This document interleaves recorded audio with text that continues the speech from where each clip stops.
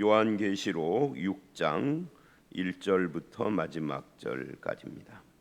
이제 오늘 이 말씀서부터 실제로 요한계시록이 본론이라고 말할 수 있어요. 4장부터가 본론인데 그제 우리가 본 것처럼 4, 5장은 바로 이 일곱 나팔, 일곱 대접이라고 하는 요한계시록의 본론에 해당되는 여기를 말하기 위한 뭐라고 할까요? 전제 또는 서론 또는 무대 이런 것을 이야기를 한 거죠. 그러니까 그런 말이에요. 6장부터 16장까지가 일곱 나팔 대접인데 이것이 어디서부터 시행되는가를 보여주는 것이 하늘 보좌와 어린 양이죠. 그래서 오늘 이 본문도 이제 어린 양이 내가 봄에, 이 계시록은 본다는 말을 계속 한다는 거 어제도 말씀드렸죠. 봄에 어린 양이 일곱인 중 하나를 떼시는데 그래요. 그러니까 인나팔 대접 재앙, 이게 계시록의 본론이라고 하면은 이 모든 것을 주관하시는 분이 누구냐면은 예수님이에요. 예수님이 어제 말씀에서 왕이 되셨잖아요. 이 세상을 통치하시는 겁니다. 그리고 인봉을 떼시기에 합당하다라고 말씀을 했습니다. 그리고 그 예수님이 이제 실제로 인봉을 떼기 시작을 하는 겁니다. 인봉을 떼자 일곱 나팔, 일곱 대접 재앙이 펼쳐지게 되는 거죠. 그런데 이제 6장서부터 16장까지가 이 세 개의 일곱 시리즈라고 그래요. 세 개, 나팔, 대접, 그리고 각각이 7개씩이니까. 근데 이 세 개의 일곱 시리즈인 이 본문을 읽어보면 분량으로 봐도 그렇고 강조하려고 하는 핵심으로 봐도 그렇고 인나팔 대접 재앙이 핵심이 아니에요. 그러니까 이런 거죠. 우리는 계시록을 보면서 무섭다 또는 와 이거 너무 신비하다 하는 게 왜 그러느냐면 이게 멀티미디어를 보듯이 그걸 기록했기 때문도 그러지만 바로 인나팔 대접 재앙 때문에 더 그러거든요. 물론 이거 말고도 다른 것들이 있지만 그런데 하고 읽어보면 좀 읽는다 해도 어떻게 읽느냐에 따라 다르죠. 복음적인 시각으로 읽어보면 이렇게 전제를 하죠. 읽어보면 이게 인나팔 대접이 그동안에 배울 때는 그것만 배웠다기보다는 거기에 꽂혔었는데 아닌데 하는 느낌이 들어요. 그래서 그걸 뭐라고 하느냐면 인과 나팔 사이에 그리고 나팔과 대접 사이에 막간이라고 합니다. 막간, 과로라고도 표현을 할 수 있겠죠. 요 세 개의 흐름 속에 끼어져 있는 이 6장과 8장 사이에 7장 그리고 9장과 15장 사이에 10, 11, 12, 13, 14 무려 5장이나 되는 분량도 훨씬 많죠. 그게 전부 다 교회 이야기. 교회도 그냥 교회가 아니라 입맞은 교회, 구원받은 교회죠. 그리고 승리하는 교회. 하나님이 지키고 보호하시고 승리하는. 이게 사실은 요한이 하고 싶은 말이죠. 아니 요한이 아니라 요한에게 보여주고 싶은 하나님의 마음인 거죠. 왜요? 인내하라, 견뎌라. 이기는 자에게는 우리가 2장 3장에 봤잖아요. 이기는 자에게는 내가 이렇게 하리라. 그거 이야기를 하는 거지 않습니까? 이 서론에 사실은 다 나온 거예요. 그래서 이렇게 16장까지 그런 이야기를 해요. 그러니까 이는 7장, 나팔은 8, 9장, 그리고 이제 대접은 15, 16장인데 15, 16장 전체도 아니에요. 그 중에 또 마지막 부분은 예수님의 재림 이야기이기 때문에 심판 이야기이기 때문에 분량으로도 적어요. 훨씬 이 막간 이야기보다. 그리고 17장부터 22장 결론부인데 거기는 두 도시 이야기거든요. 17, 17장 큰 음녀 바벨론의 멸망입니다. 멸망. 그리고 20장부터 22장은 새 예루살렘 성이에요. 그러니까 이렇게 계시록의 분량을 봐도 훨씬 더 많은 분량과 그 쏠림이 하나님 예수 그리스도의 승리와 그 승리에 함께하는 하나님의 교회 그리고 성도들에 대한 이야기다 하는 것을 알 수가 있어요. 이게 굉장히 중요한 겁니다. 어떤 시각? 그러니까 이 시각이 아니면 어떻게 되느냐? 무서워, 두려워. 나도 막 심판받을 것 같아. 근데 계시록을 잘 읽어보면은 하늘에 속한 자, 즉 성도들은 심판의 대상이 아니라 그걸 명확하게 해요. 한 번도 아니고 계속 반복적으로 땅에 있는 자들 이야기를 하는 겁니다. 안 믿는 자들에 대한 심판인 거죠. 믿는 자들은 심판의 대상이 아니어서 우리는 이 인나팔 대접 재앙의 대상이 아닙니다. 물론 우리가 하나님의 심판은 안 받더라도 그 심판받는 그 사람들과 동시대에 같은 세상을 살기 때문에 영향을 받기는 하죠. 온 세상이 기근이 들었어요. 그럼 우리도 어렵죠. 그러나 우리가 어려운 것과 땅에 속한 자들이 어려운 건 본질이 틀리다고요. 저들에게는 심판이지만 우리에게는 인내하라예요. 자, 이제 그런 것이 있고요. 그 다음에 이 본문을 볼 때 또 전제해야 할 것이 있습니다. 인나팔 대접 재앙을 볼 때 이 해석적으로 여러 해석이 있지만 크게 나누면은 두 가지로 볼 수 있어요. 하나는 뭐냐면 일곱 인이 쫙 펼쳐진 그 하나님의 그걸 심판이라고 해야 되겠죠. 심판 또는 재앙이 지나가면 그 다음 세대에는 나팔 재앙이 오고 그게 지나가면 그 다음 세대에는 또 대접 재앙이 오고 그 다음에 재림한다라고 이렇게 보는 시각이 있어요. 시간 순서다 그 말이죠. 그런데 읽어보면 그거는 아닌데 하는 생각이 들어요. 왜냐하면 두 가지 때문인데 일단 겹쳐요. 내용이 겹쳐요. 그 다음에 두 번째, 일곱 번째는 안 나와요. 항상 일곱 인 안 나오고요, 일곱 나팔 안 나오고요, 일곱 대접 때만 일곱이 나와요. 내용이. 그러면 이거는 시간 순서로 이어진다기보다는 겹쳐지면서 앞으로 나아가는, 이걸 뭐라고 해야 돼요? 그거 영화나 TV 같은 데 보면은 어떤 장면이 쭉 나오다가 갑자기 이것이 서서히 확 사라지는 게 아니라 서서히 사라지면서 새로운 장면이 오버랩 되잖아요. 그런 형식으로 기록돼 있다. 그렇다면 뭐냐? 시간 순서가 아니면은 이걸 시간으로 본다면 어떤 기간, 이 반복되는 어떤 기간을 또 말하고 하는데 이 말할 때마다 조금씩 덧붙여지고 있다. 그럼 어떤 기간이냐 할 때 예수 그리스도의 초림과 재림, 이거를 말하고 인으로 말하고 나팔로 말하고 대접으로 말하면서 조금씩 이렇게 더 좀 덧붙여졌다고 제가 말했는데 좀 더 풍성하게 말하고 있다. 이렇게 이야기를 할 수 있고, 이 두 가지 해석법이 있는데 저는 두 번째입니다. 자, 이제 그런 전제를 놓고 이 본문을 보시면 또 한 가지 특징이 있어요. 인나팔 대접에. 이건 특징입니다. 그건 뭐냐면 앞에 네 개의 인, 네 개의 나팔, 네 개의 대접이 나오고 다섯 번째는 내용이 확 바뀝니다. 오늘 여기도 그렇죠. 다섯째 인은 확 달라져요. 순교자 이야기를 해요. 나팔에서도 그렇고요, 대접에서도 다섯 번째는 확 바뀝니다. 다섯 번째, 여섯 번째는 완전히 좀 다른 이야기를 해요. 1, 2, 3, 4는 인나팔 대접이 겹치는 부분도 있고 안 겹쳐도 유사한 내용들입니다. 그래서 이걸 일곱 번째는 안 나오고요. 그래서 이걸 뭐라고 하느냐면 4 플러스 1 플러스 1 플러스, 그러면 6이죠. 그 다음에 막간 그리고 1 플러스 마지막에 일곱 번째가 나오는데 인하고 나팔은 일곱 번째 내용이 안 나오고 그리고 막간으로 갔다가 대접만 일곱 번째가 나온다고요. 근데 그 일곱 번째가 뭐냐? 재림이에요. 자, 이렇게 되어 있어요. 4 플러스 1 플러스 1 플러스 막간 플러스 1이다. 그냥 막간 빼버리면 4 플러스 1 플러스 1 플러스 1 플러스다. 이게 특징이라는 거예요. 자, 이제 오늘 본문을 보시면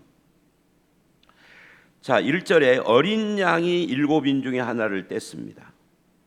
그러자 우레소리 같은 내생물 중에 하나가 우레소리 같은 소리로 오라 해서 이에 내가 보니, 계속 본다. 이 계시록은 오라 이것도 많이 나오고요. 오라. 그러니까 밤모섬에 있는데 하늘 위로 올라오라 이건 아닙니다. 환상 중의 이야기입니다. 오라. 그래서 갔더니 봐라 해서 봤더니 그 다음이 나왔다. 1절에도 보매가 나오고 2절에도 본이에요. 그래서 봤더니 뭐가 나왔습니까? 흰 말이 나왔습니다. 자, 이 6장에서 제일 논란이 많은, 이거 빼놓으면 나머지는 논란 자체가 없어요. 그냥 뭐 다 비슷합니다. 그게 뭐냐면 이 흰말이 뭐냐는 거죠. 흰말 탄 자가. 이것도 해석이 둘로 나눠져요. 적그리스도다라고 해석하는 분들이 있어요. 그 적그리스도라고 보는 이유가 뭐냐 하면은, 이게 7인을 떼셨는데 예수가 거기에서 나온 흰말이니까 이거는 재앙하고 관계 있다. 그런데 흰말을 타고 그 다음에 두 번째는 활을 가지고 면류관을 받고 이기고 또 이기려고 하더라. 그러니 이 흰말 탄 자가 예수는 아닌데 예수 흉내를 내려고 하는구나. 이기고 이기려고 하더라. 그래서 이걸 적그리스도라고 하는 해석이에요. 저는 그렇게 해석하지는 않아요. 이거는 비교적 현대적 해석입니다. 현대에 와서.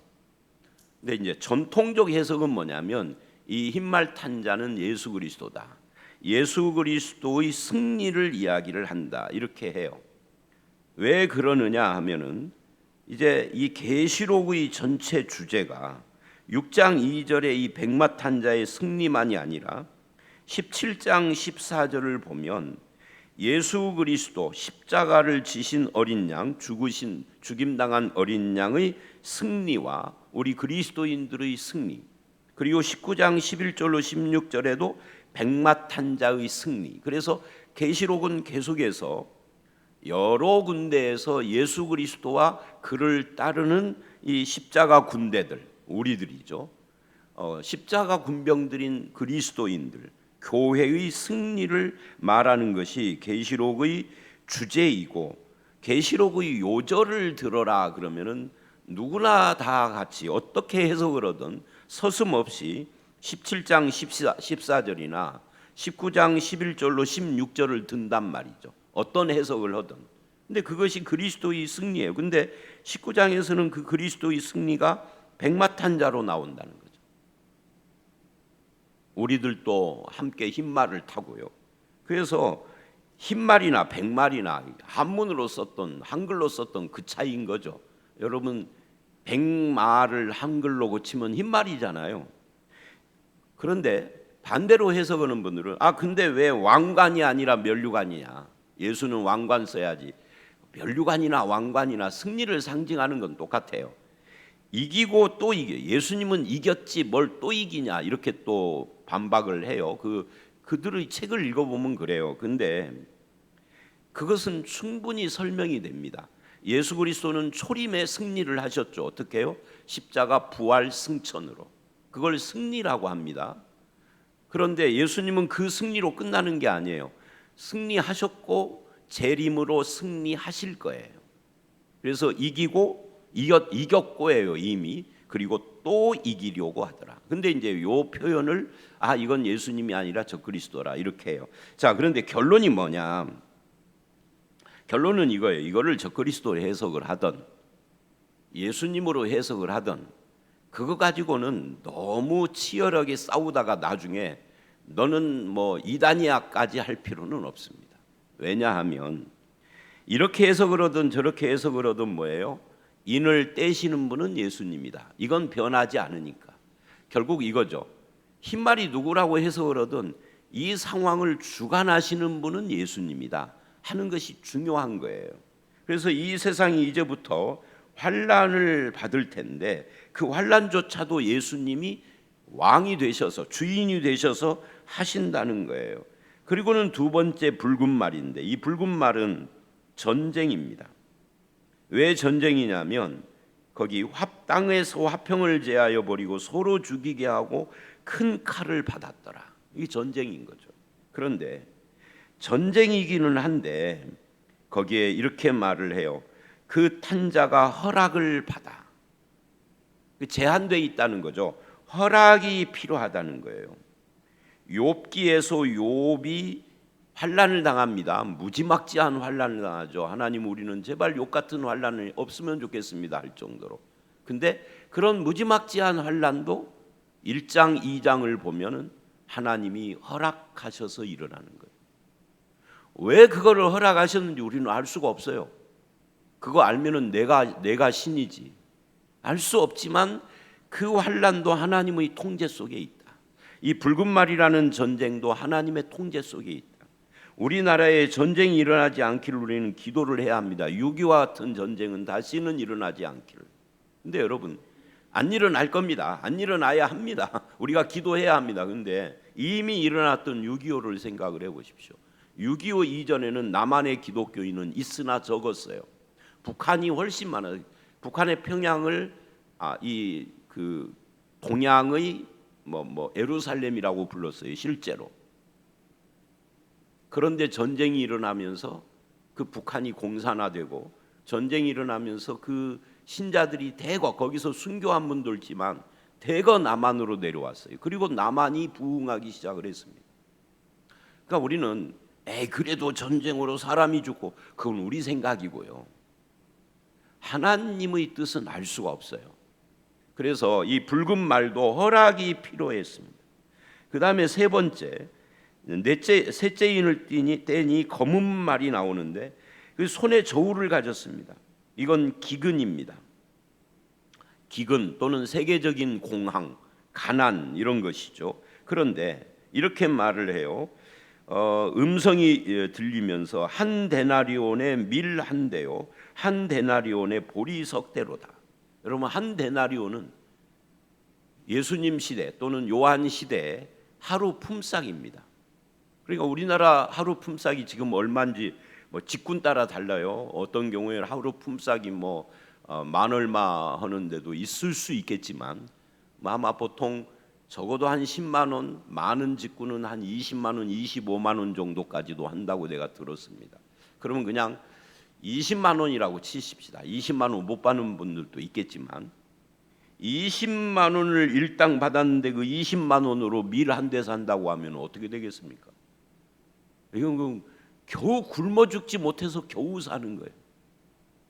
식구라도 많으면은 이거는 그냥 찔끔 좀 먹고 마는 거죠. 하루 세 끼인데 세 끼를 못 먹는 거예요. 하루 벌어서.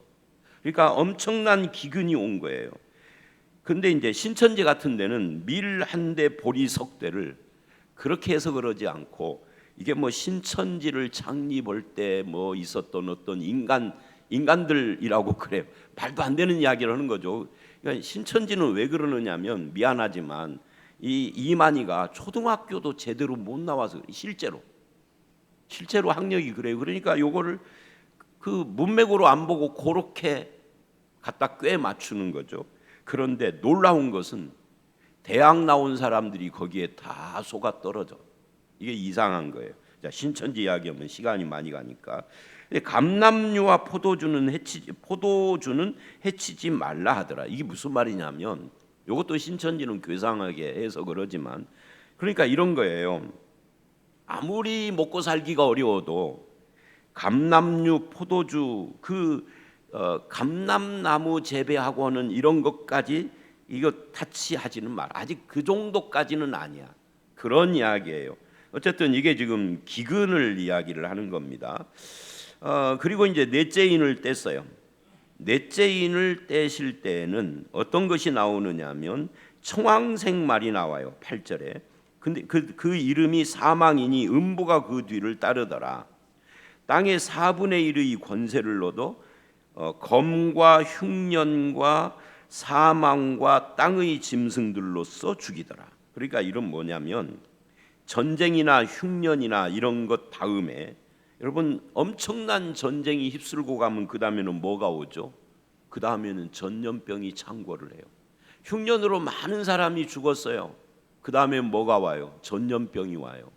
바로 그 이야기를 하는 겁니다. 그래서 성황색이라는 것이 바로 푸르둥둥한 색깔, 이 전염병과 관계가 되는 그런 이야기입니다.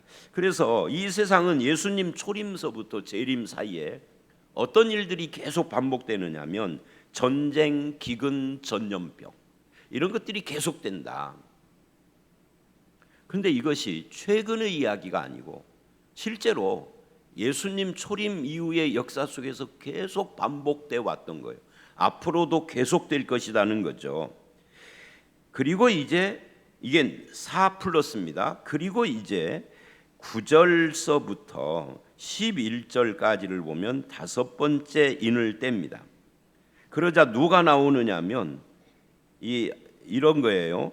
내가 보니 하나님의 말씀과 그들의 가진 증거로 말미암아 죽임당한 영혼들이 제단 아래에 있어. 이 제단 아래에 있어 이 말은 하늘 제단을 말하는 겁니다. 지상이 아니에요. 그러니까 갑자기 다섯 번째는 장면이 하늘로 바뀌었어요.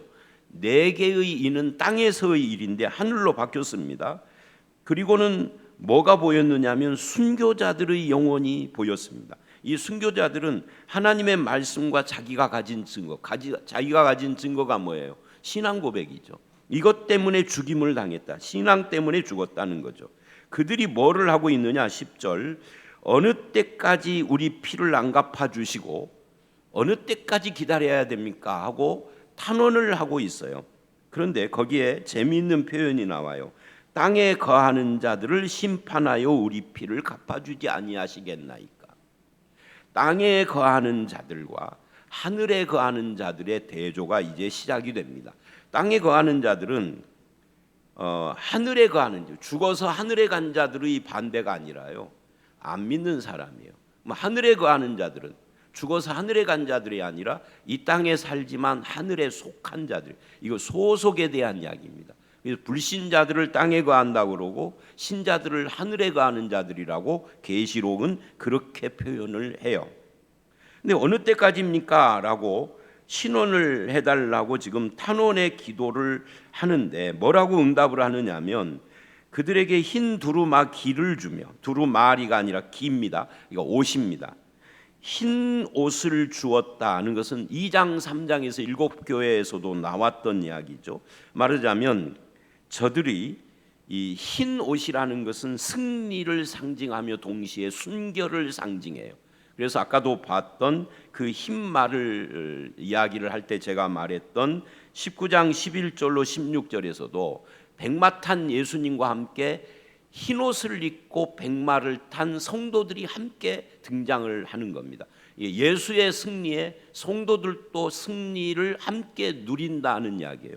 그러니까 너희가 비록 아직 너희의 그 순교의 억울함과 한을 내가 심판으로 아직 풀어주지는 않았으나 너희는 승리한 자다. 너희는 순결한 신앙을 지킨 자다. 라고 흰옷으로 겉옷을 해서 입혀주셨다 하는 거예요. 그러면서 이래요. 아직 잠시 동안 기다리라. 어떻게 기다려요? 쉬면서. 그러면 그 잠시가 언제냐? 너희 동무들이 너희처럼 그렇게 죽임을 당하여 그 수가 차기까지. 이 말은 뭐예요? 초대교회 이 순교 핍박으로 끝나지 않을 것을 말하는 거죠. 예수님 재림할 때까지 핍박은 계속될 것이라는 것을 말을 해요. 우리나라는 평안한 신앙생활을 하지만 지금도 어디서는 그렇지 않다고요. 제가 오늘 어제 그 인터넷 뉴스를 보는데 어디서 어디더라? 인도에서요. 교회에서 예배드리는데 힌두교인들이 쳐들어와서 사람들을 막 죽이고 불태워 버렸어. 지금 최근 이야기 하는 겁니다. 그저께 이야기. 지금도 세계 곳곳에서는 그런 핍박들이 계속 일어나고 있고 1년이면 몇천 명씩 기독교인들이 죽는단 말이에요. 아프리카 나이지리아도 그렇고 파키스탄도 그렇고 많은 곳에서 그렇습니다. 그런 일들이 계속 일어나서 그 수가 그 수가 몇 명인지는 모르죠. 하나님만 아시는 거죠. 정해진 수예요. 그래서 순교로 죽은 사람들도 순교를 안 한 우리보다 덜 복받은 것이 아니라 그들도 복된 자들인 거죠. 자, 그 이야기를 11절까지 하고요. 12절서부터 17절까지 이제 여섯 번째 인입니다. 큰 지진. 여기 이제 어떤 것이냐면 어떤 그 세상의 변화에 대한 이야기입니다. 지진, 해가 검은 털로 짠 상복같이 검어지고 해가 검어지는 겁니다. 달은 피같이 되고 하늘의 별들이 떨어지고 하늘은 두루마기가 말리는 것 같이 떠나고 산과 섬들이 옮겨지고 땅의 임금들이 숨고 뭐 이런 이야기들이 나와요. 그러니까 이거는 엄청난 이 우주적 변화가 일어난다 하는 것을 말하는데, 이게 우주적 변화를 말하는 것이냐 아니면 이제 지진, 해, 달, 별, 하늘 이런 것들이 하나님의 임하심, 하나님의 영광이 임하심하고도 연관이 있다라고 볼 때, 하나님께서 그 진노의 큰 날로 하나님께서 지금 이 땅에 심판으로 오고 계시는 그런 모습을 보여주는 것이다. 아직 재림은 아니지만.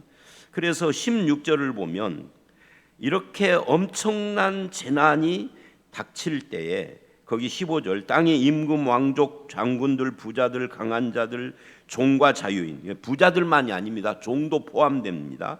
이들이 다 굴과 산들 바위 틈에 숨었는데요. 그 숨어가지고 뭐라고 그러냐면 산과 바위에게 말하되 우리 머리 위에 떨어져서, 여러분 내 머리 위에 산과 바위가 떨어지면 어떻게 되죠? 내 머리가 박살이 나가지고 죽겠죠. 그런데 그렇게 되더라도 뭐는 보고 싶지 않느냐면 보좌에 앉으신 이의 얼굴을 보고 싶지 않은 거예요. 하나님. 그리고 어린 양의 진노를 안 보고 싶은 거예요.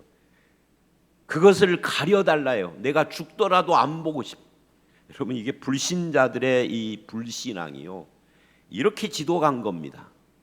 아니 우리 같으면 바위가 떨어져서 내 머리가 깨져 죽기보다는 차라리 보좌에 앉으신 하나님과 어린 양 앞에 무릎을 꿇지. 근데 절대 무릎을 안 꿇어요. 차라리 바위가 떨어져서 내 머리를 깨고 내가 안 보게 해달라는 거예요. 그리고 이제 결론이 이겁니다. 그들의 진노의 큰 날이 이르렀으니 누가 능히 서리요. 이거 이제 질문하는 거예요. 요한에게도 질문하고 우리에게도 질문을 하고, 이런 진노의 큰 날이 이르르는데 누가 서겠느냐? 누가 서죠?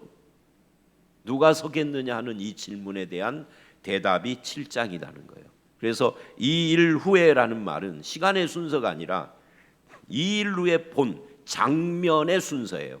그 다음에 누가 능히 서리오라는 말까지 들었는데 그 다음에 장면이 확 바뀌면서 14만 4천 입맞은 자가 등장을 하는 겁니다. 그러니까 누가 이 진노의 큰 날에 이 앞에 15, 16절에서 말하는 이 지독한 불신앙의 시대에 누가 하나님 앞에 설 수 있어요? 14만 4천 입맞은 저와 여러분들, 성도들은 하나님 앞에 설 수 있다가 결론이 되는 거죠. 그건 내일 말씀으로 이어지기는 하지만, 그래서 7장이 막간이고 그 교회 이야기를 하는 것이다. 자, 오늘 말씀 7장으로 안 가고 오늘 말씀만의 결론은 뭐예요? 이런 전쟁, 기근, 그리고 전염병, 천체의 변동, 엄청난 환란, 그 가운데서 순교자들이 등장을 하고 하는 이 모든 것들이, 뭐 지진이 일어나고 하는 것도 마찬가지입니다. 이 모든 것들이 누구의 주관이다고요? 인을 떼시는 예수님의 주관 하에서 일어나는 거라고. 근데 그 예수님은 누구라고요? 우리의 신랑이시라고. 우리 신랑이 그 일을 하고 있어요. 신부인 우리는 이 재앙의 대상이 아닌 거죠. 그것이 우리를 위로하는 거예요. 그래서 7장에 14만 4천이 나오는 것이죠.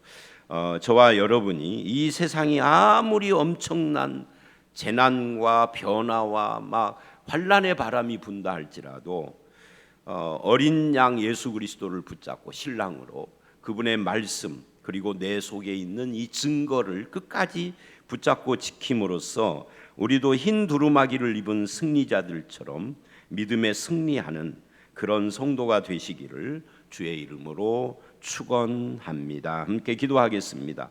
하나님 아버지, 오늘부터 이제 일곱인, 일곱 나팔, 일곱 대접에 대한 묵상을 하는데 이 엄청난 환란과 전쟁과 기근과 천체의 변화와 세상 환경의 변화 속에서도 끝까지 우리가 믿음을 지키고 믿음의 승리자가 되어야 하는 이유를 알았습니다. 이 모든 것을 주관하시는 분이 우리의 신랑 어린 양 예수 그리스도라는 것을 이제는 우리가 알았습니다. 그 주님을 마음에 품고 주님과 함께 동행하며 이 땅의 모든 환난 풍파를 믿음으로 이겨가는 우리가 될 수 있도록 하나님 우리를 지켜주시고 인도하여 주시고, 아버지 하나님, 사망의 음침한 골짜기를 지날지라도 해를 두려워하지 않도록 나와 함께 하시는 선한 목자가 되어 주시옵소서. 우리와 우리 가정과 교회를 지켜주시기를 간절히 바라옵고 예수님 이름으로 기도드려 싸움나이다. 아멘.